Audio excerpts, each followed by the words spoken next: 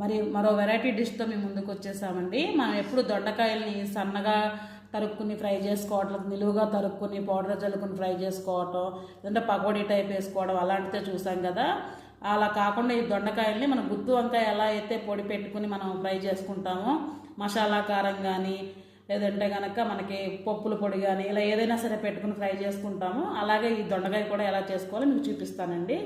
దొండకాయలు ఇలా 4 వైపులా కట్ చేసుకోవాలండి, 4 చీలికలుగా. చూసారు కదా, అలా కట్ చేసుకున్న దొండకాయని పప్పుల పొడి ఇలా పెట్టుకోవాలండి. పప్పుల పొడి ఎట్లా అంటే నేను పుట్నాలు, జీలకర్ర, వెల్లుల్లిపాయి, ఎండుమిరపకాయలు వేసాను. కావాలంటే పల్లి కూడా వేసుకోవచ్చు మనం. లేదనుకుంటే కనుక ఇంకో వెరైటీగా మీకు తెలిసిన పప్పుల పొడి ఏదైనా తయారు చేసుకుంటే అది కూడా అలా చీల్చి దానిలో పెట్టుకోవచ్చండి. చూసారు కదండి, ఇట్లా స్టవ్ మీద మనం ఆయిల్ వేసుకుని దానిలో శనగపప్పు, మినప్పప్పు, కొంచెం ఆవాలు, జీలకర్ర వేసుకుని తాలింపు వేసుకోవాలి. తాలింపు వేసుకున్నాక మనం ఏదైతే దొండకాయలు ప్రిపేర్ చేసి పెట్టుకున్నామో చాలు అందులో వేసేసుకోవాలి. చూసారు కదండి, అలా తాలింపు వేసినాక వేగినాక కొంచెం పసుపు వేసుకుని దానిలో ఇప్పుడు మనం రెడీ చేసి పెట్టుకున్న దొండకాయలన్నీ కూడా ఇందులో స్టఫ్ చేసి పెట్టుకున్నాయన్నీ ఇందులో వేసేసుకోవాలండి. వేసుకుని సన్నని స్టీమ్ మీద దాన్ని మగ్గనివ్వాలి మొత్తం. చూసారు కదండి, దొండకాయలు అలా అందులో స్టఫ్ చేసుకున్నాయి వేసుకోవాలి. నేను కొంచెం విడిపోకుండా దారం చుట్టుకున్నాను. మీరు కొంచెం దారం చుట్టుకున్నా చుట్టుకోకపోయినా అది మన ఇష్టం అండి.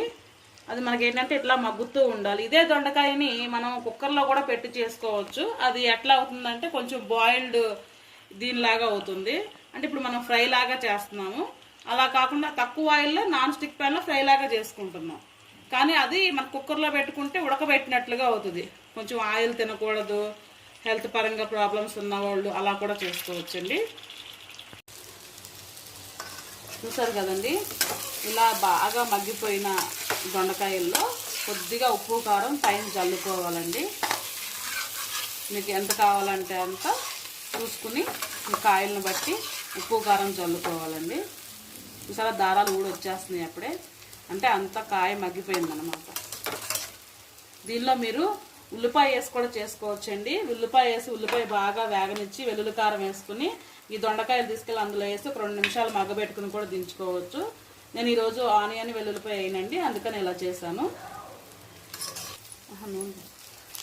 టేస్టీ దొండకాయ స్టఫ్డ్ కర్రీ అండి, స్టఫ్డ్ ఫ్రై అండి రెడీ అయిపోయింది. చూసారు కదా, నా వీడియో కనుక మీకు నచ్చినట్లయితే ప్లీజ్ లైక్ చేసి షేర్ చేయండి.